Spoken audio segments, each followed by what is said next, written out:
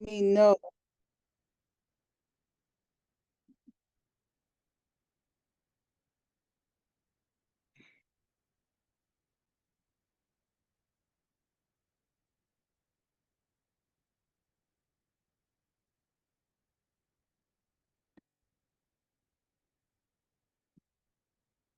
Let me know if you guys can see my screen.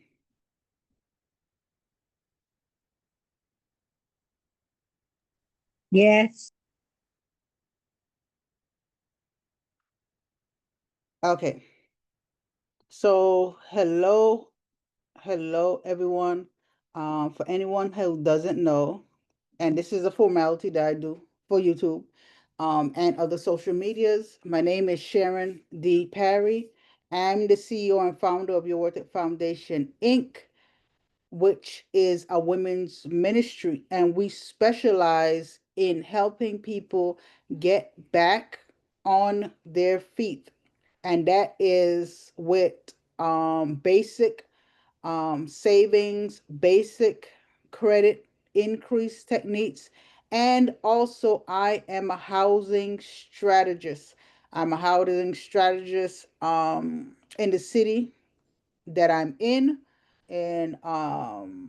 Broward County, and I am a chair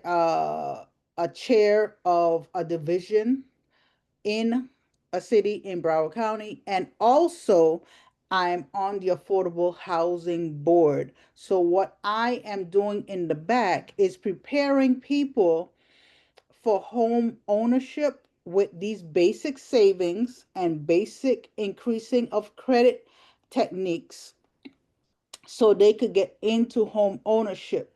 And the strategies that we are working on um, is to get people into homes by diverting from using the bank.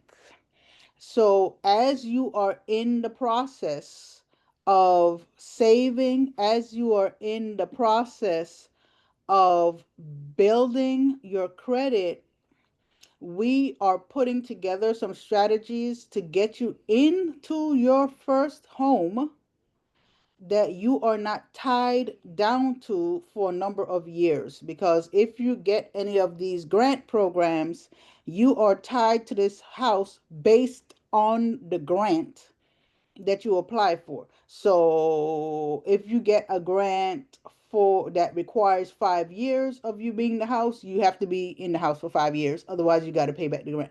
If you are in one of these grants that you have to be in the house for 10 years, you are going to have to be the primary resident in this house for the allocated time of these grants. Now, what makes Your Worth It Foundation different, in addition to being a ministry, we're called by God for this division, and we are very good at what we do. And we're getting everything in alignment and in order to kick people off running. So it's highly encouraged for anyone here to share with family or friends that you know that need help, so we can help as many people as possible. Because when our homes start rolling out,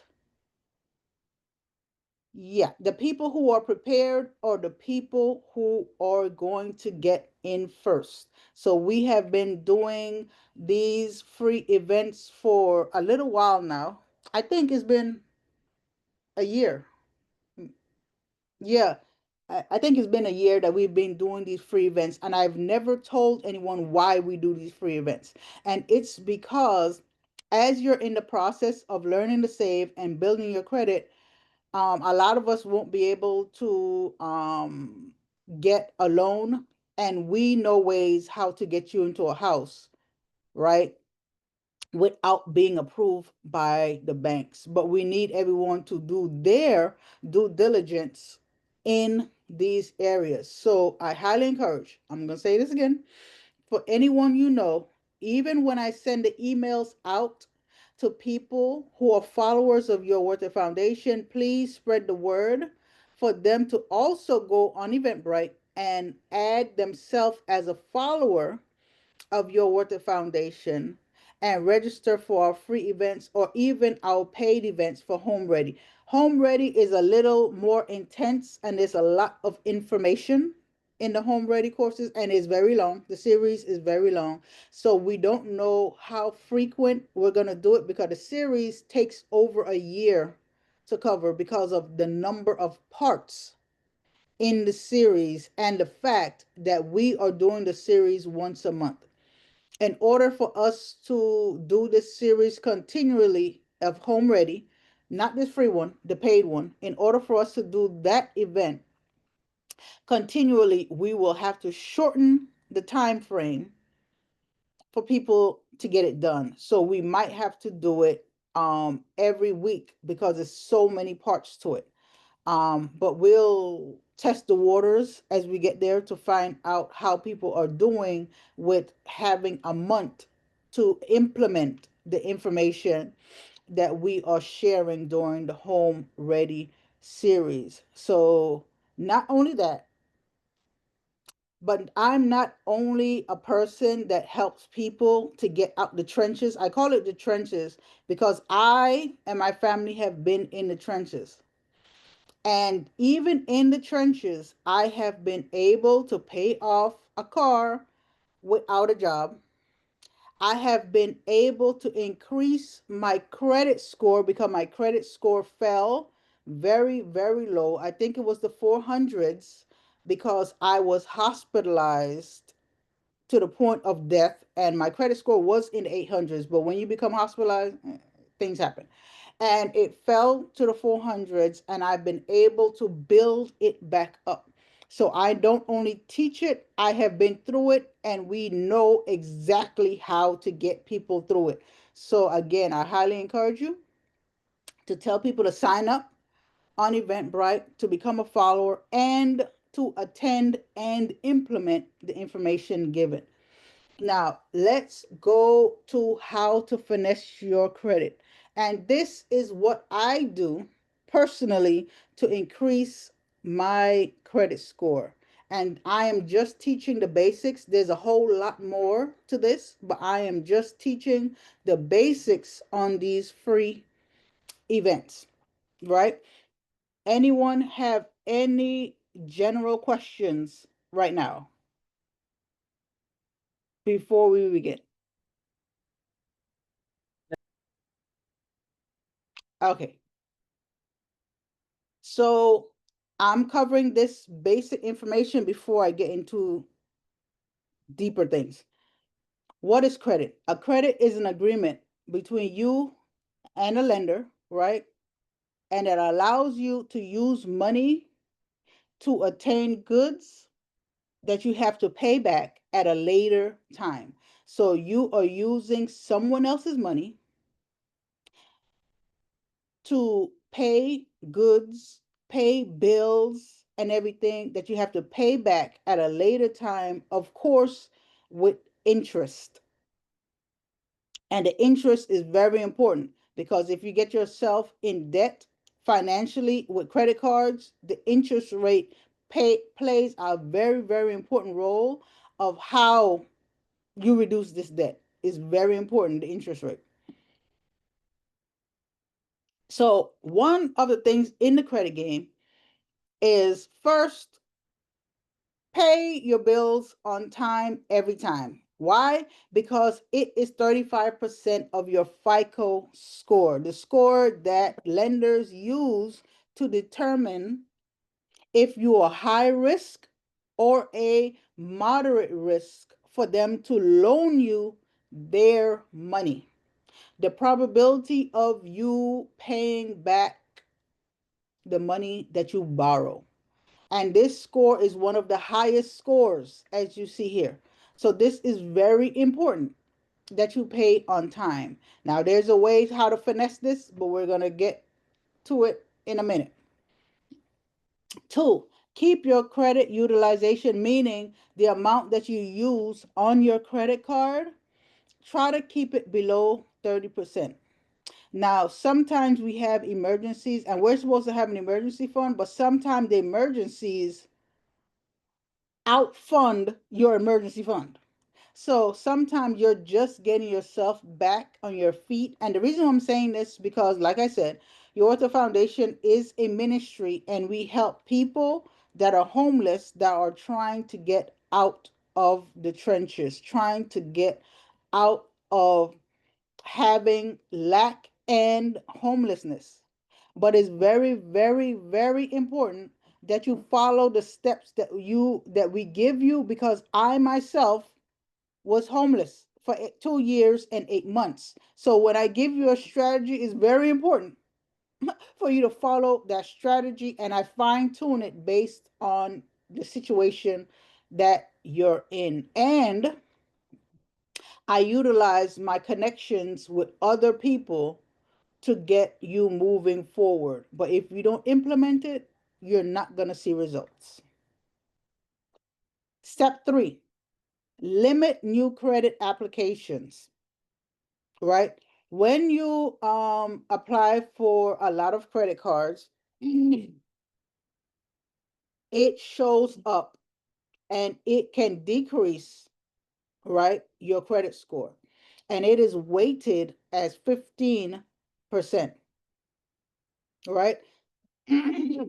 So your credit utilization is weighted for 30% of your credit score. And it affects it when you go over your limit because you are overextending yourself, and the lender feels that you are a poor manager of monies. And remember, God put us here to be managers of what He has created and given to us in our lives. And we want to be good stewards of these things. Number four is very important because this is one of the things that you use to finesse your credit score. Use your card regularly, assuming, let me add that you are keeping below 30% of the amount that you are allowed on this credit card. For example, if your credit card is, I'm going to use something simple, a simple number, $100, because you're just starting out, and the banks want to see if you are a good manager yet. They give you another opportunity. Maybe you had some issues in the past and they give you another opportunity. And one person that helps give a lot of opportunities is Capital One, because they gave me an opportunity after I was released from the hospital. Thank God I did not die. I'm here right now. And they gave me an opportunity to rebuild after that situation, right? And not only that, this is not on here, but I feel like someone is going to need this. Some of these lenders, they will forgive your debt. And you would not know that they'll forgive your debt unless you go to them, right, on the phone and call them and tell them your situation. Some lenders, not all of them, not all of them, will forgive your debt. And they will send you a tax form, right, that shows that they canceled your debt. And when they cancel your debt, it shows up as income for you. So if you, I'm going to use my example. When I was in the hospital in the ICU, right, of course I was not able to pay for my vehicle at that time. I had, what did I have? Oh yeah, I had a Nissan. I had a Nissan Murano gold, right? I had a gold Nissan Murano. And at that time, I used to lease cars because, like I said, my credit score was in the 800s. I could drive off the lot, don't have to pay anything. Car payment was 200 and something dollars. It's a total different game when your credit score is higher. And I didn't have any tickets. I didn't have any DUIs. I didn't have everything was clean. Everything was clean. Right. So I had a gold Nissan Murano, and I can remember this like it was yesterday. I was shopping in Costco. I have no affiliates with these companies. I'm just telling you my situation right at that time. I was shopping in Costco, and Nissan called me, and Nissan because they repossessed the vehicle, right, and they wanted to collect the money, because even though they repossess your vehicle, they still want the money because you signed a binding contract that promised that you were going to pay that monies. And now the value of that vehicle have decreased because you have put mileage on that vehicle, right? So Nissan called me, and they asked me if I'm able to pay the money for the gold Nissan Murano. And I told them no. It was a man. I remember that like it was yesterday. And this was years and years, and it was a long time ago in the past. So I told them, no, I'm not able to. And I said, I'm not able to because I was in the ICU. I was sick at the point of death for almost 6 months. It was touch and go, and I was not able to pay while I was in the ICU. And the man said, wait, you were in the ICU and you weren't able to pay? I said, nope, I was not able to pay. And the man said, you know what? I got you. I'm going to cancel this debt for you. And he on the phone canceled the debt. And then a couple weeks after, I had the tax form come in that showed it up as an income. Meaning, if you don't have any income right now and you owe for a if you owe a lender and they say they're going to cancel the debt, the original lender, right, that you signed the contract with, that's very specific. The original lender that you signed the contract with, not when another third party purchases, not it, but the original lender, they sent me the cancellation, and it shows up as income. So let's say that you owe a lender $50,000 and you don't have a job.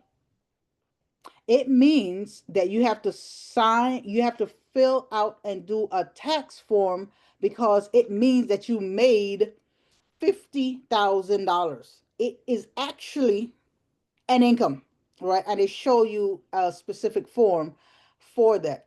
Now, if you do have a job, right, and you make $50,000 on your job, and then in the same scenario, the lender cancels your debt that you signed the contract with, right, for $50,000, it means for that year your income have jumped to $100,000.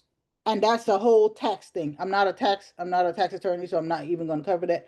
But it jumps your income to $100,000. So I need you to keep that in mind also when I just said that. Okay. Now, when you're building credit, we have secured and unsecured, right? A secured credit card requires you, that's usually when someone has a really poor credit score, either because they have no credit and they're just new, they're moving out of their parents' home and they never had a car before, they never loaned money before, or my situation where I was at the point of, not existing on there, and you have to start back over, right? Or any other situation that caused you your credit to go down. This requires a cash deposit. So let's say they have you approved for $200 because you're just starting out or restarting, right? It means that you have to send the lender $200. And you're probably asking, why in the world would I send a letter $200? The lender $200 is because the lender has the ability to let you borrow of your own money, right? And report it to the credit bureaus, which means that you will build your reputation as a good borrower, assuming that you implement the principles that I just covered in the previous slide, right? An unsecured credit card is when you don't have to do a deposit. They approve you for $200 and you're using the lender's money. You're not using your own money that they report to the credit bureaus. You're using the lender's money. So secured, you're using your own money, right? And they report it. And the unsecured is you're using someone else's money and they report that one to build your credit. Okay. And the unsecured is amazing because the cash back and the perks, even though they're small based on how high your credit lending is, right? It's going to be really, really small if you can, with an unsecured, if you can only, you're just starting out and you can only borrow 200, right? Because then you can only use $60 to keep it under the, what you call it, under the utilization of how much you use. Remember, it's 30%. Try to keep it under 30%. So you're only able to use $60. Now, if you have a card that allows cash back of 1%, you know that cash back is very small, but it adds up, right? It adds up and it adds up quickly, especially how fast you use the card and how fast you pay the card. It adds up. It adds up. And I'm going to tell you how to finesse that later. So, this is the end of the presentation part. Now I am going to get into the talking part. And before I get into the talking part, does anyone have any questions about the presentation part of this?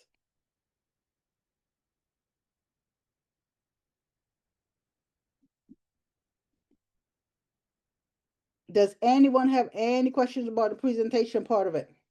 No. Okay. So again, make payments on time. Before I get into the talking part, I'm going to go over this again. Make payments on time. Okay. Pay off your balance, right?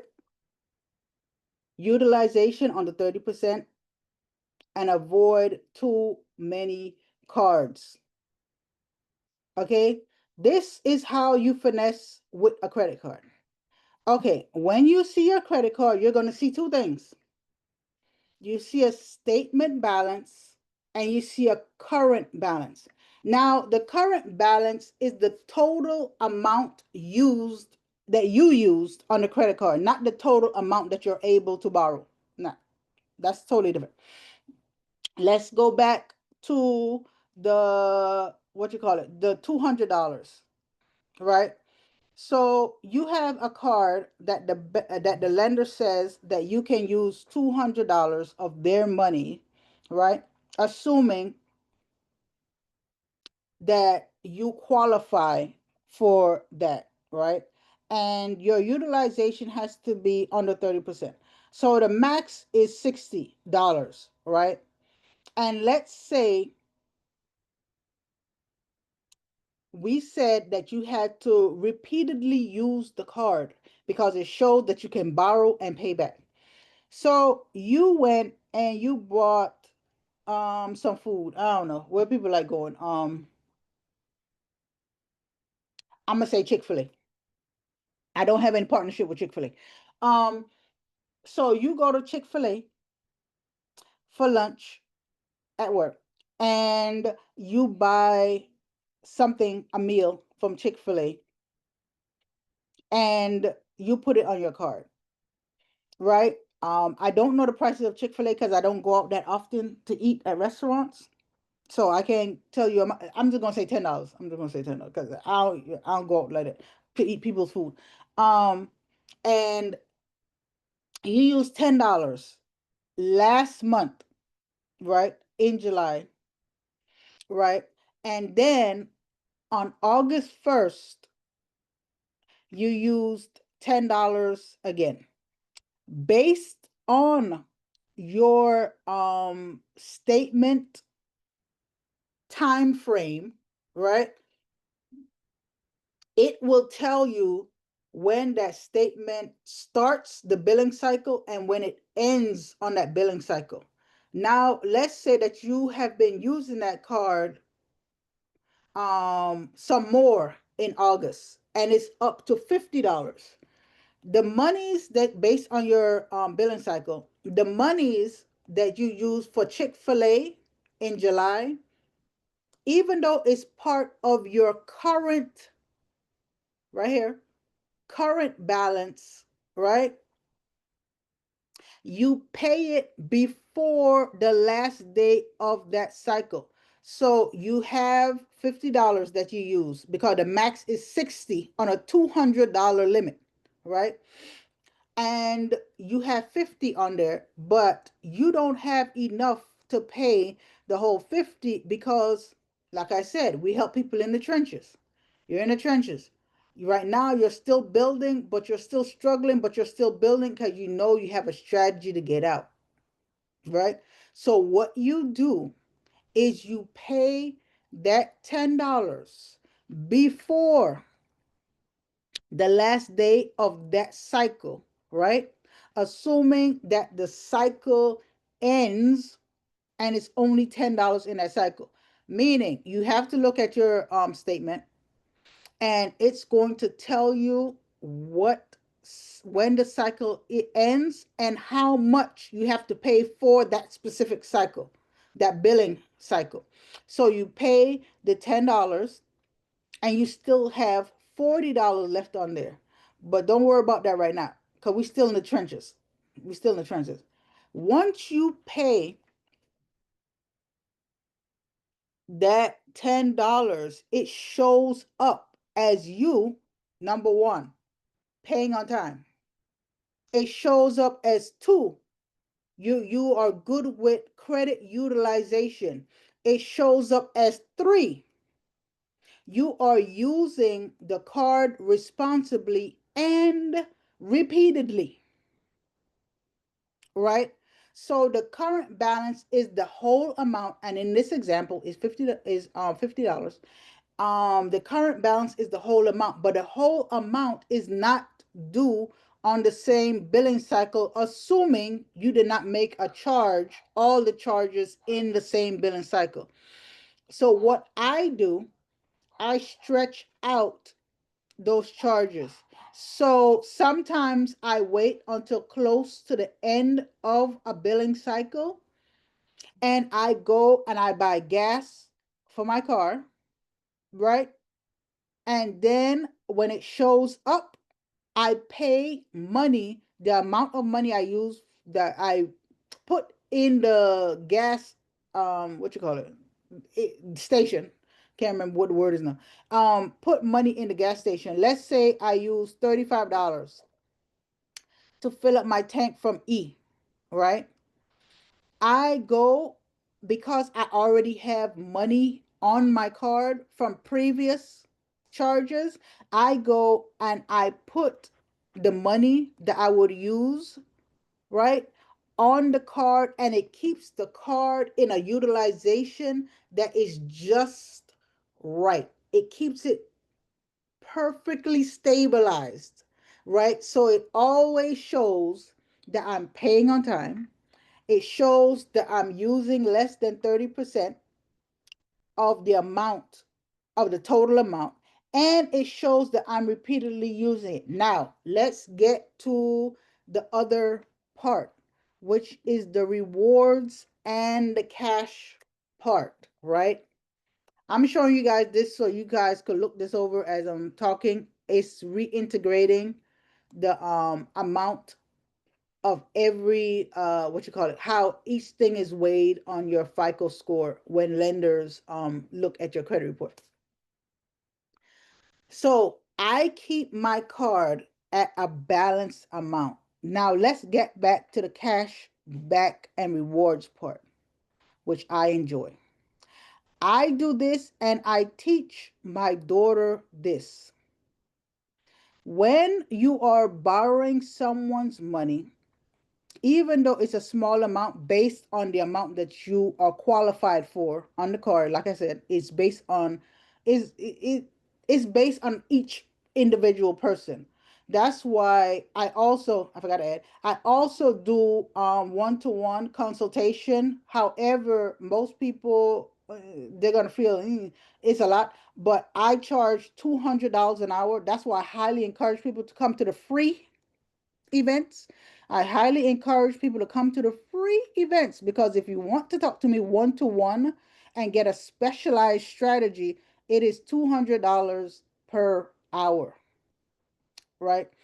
So, with the cashback part, I tell my daughter this card gives you this percent cash back when you use their money. So you're using a lender's money, and because you are using their money, right, and not going to someone else and using their money, they want to keep you. They want to give you a little something, something. They want to give you a little something, something to keep have you coming back. And that little something, something doesn't keep me coming back because I have other cards that I use for other things. So, but I don't want to close the card because it affects your credit score. So don't do that. So I make sure, and I tell my daughter this, and I'm going to tell you guys this. On when you get a card, it tells you how much cash back based on what you're purchasing and where. Because some of them have partnerships with certain companies. They might have partnership with Amazon. One of them might have partnership with I don't know what's the name of the car rental place. I'm just a car rental place. For some reason my brain. Enterprise. Yes, yes, thank you very much. My brain going black with the car rental place. With Enterprise, some lenders might have partnership with I don't know who knows who, whatever they have partnership with. So they give you a higher percentage of cash back, right? So when you use this card, right, and implement the other strategies I said to keep it under 30%, and keep that in mind, right? You use their card and they give you money back, a percentage of the use amount, meaning, right? I said use so many times, I don't want to confuse anybody. So let's say, for example, I have a titanium card, right? And in the titanium card, you get cash back. And I tell my daughter, listen, I don't want you eating anything without getting money back. I don't want you going to the movies without getting money back. I don't want you shopping for food without getting money back. Okay? So, my daughter's an authorized user in several of my cards. So, her credit score is also in the 700s. And that's another thing I'm going to talk about generational wealth and building and everything. But in this scenario, don't do stuff without getting money back, especially when you have large purchases and your card has a limit that you can do large purchases with, because when you're starting you might not have that kind of card, but if you're consistent you will get there. You will, because they would love the fact that you know how to manage money, and they're like, oh, use my money, and I was like, thank you, and I will. So get the cash back. And what we do with the cash back is sometimes someone might need something, a family, a friend, right? And a reliable person that you don't mind giving money to, or a person that God tells you to give money to. Um, what we do is, because we all have Apple cards, I don't know how it works with Samsung, right? because it's been a long time since I've had a Samsung phone. But with Apple, you can text a person a money amount. You can say, "Can you give me $5 because I'm stranded," right? Um so the person, it would light up on the Apple phone, and then Apple would ask you, "Would you like to send them cash?" And that money that you're getting back, right, on a different card, this is how Apple works with the titanium, is you could say yes, send the money, and they will, your cash back goes to the other person. Or if you're not in that scenario, you can just treat yourself with that. And what I tend to do is pay for parking, right? When I go for business trips, I pay for parking uh, with that cash back. I do a lot of things with the cash back. The cash back is your money to do whatever you want to do with the money. But you have to understand these principles and how to implement them. So once, but it doesn't start that way. So I don't want to discourage anyone. It does not start that way. A lot of us, we have to start small, because I have had a secured credit card in the past. When I first got out the hospital, I had to have a secured credit card. I think it was net spend. I think it was net spend. And I hated having, and I worked to get out of that, because who wants to pay a monthly fee, and who, and then if you don't pay the monthly fee, you have to pay transaction fee for every single charge you got. Nobody have time for that. Nobody. When you're in the trenches and you're trying to get out, you don't want people nickeling and diming you out of every penny that you're trying to hold. No, nobody got time. No. So one of the things you have to do is you have to. I've heard a saying that I really like: when you learn something, you need to teach someone else. And who best to teach other than your children? Now, if your children won't listen, they'll probably come around when they see you getting better and better and better, because people usually wait to see it manifested for them to come around. But teach someone else that's not one of your kids, because I see a lot of times in credit, people want to increase their credit rapidly, but they don't know how to maintain it. And if you do not understand how to finesse these things, right, it's going to end up where you have just, unfortunately, a lot of families, after a couple years, the Bible says you're supposed to leave an inheritance for your children's children. And somewhere between that third generation, I don't know what happens. People don't teach their children, and then everybody ends up in poverty, and everybody has to start that same wheel. That is, you know what? I'm not even gonna go there, because that just frustrates me every time I think about it. People do not teach these principles, not only in credit but in savings. When I do the savings, right? So it is very, very, very important for you guys to do this. And I have some QR codes here for our Eventbrite link to see all of our events that I have put up thus far. I think they go all the way to October, or no, I don't think I put them November yet. October, and our Google review QR code, and our donation QR code. So how you have to think about, what do you do repeatedly that you can make money on? You are leaving money on the table. Do not leave money on the table. And as your credit limits get higher and higher and higher and higher, you will be able to do other things. For example, like American Express have been sending me invitations, a lot of them. They consistent. A lot of invitations, not only for me personally, but for my company, right? And when you get an American Express, because I've had American Express before I got sick. When you have an American Express have so many benefits, a lot, a lot. So if and when you get to that point and you get an American Express, you'll be able to buy gifts for people and not spend any money. You'll be able to take flights. It's a whole different avenue that you'll be able to go to in that area. Oh my goodness, time flew. I took all the time. I said I was gonna stop. Wait.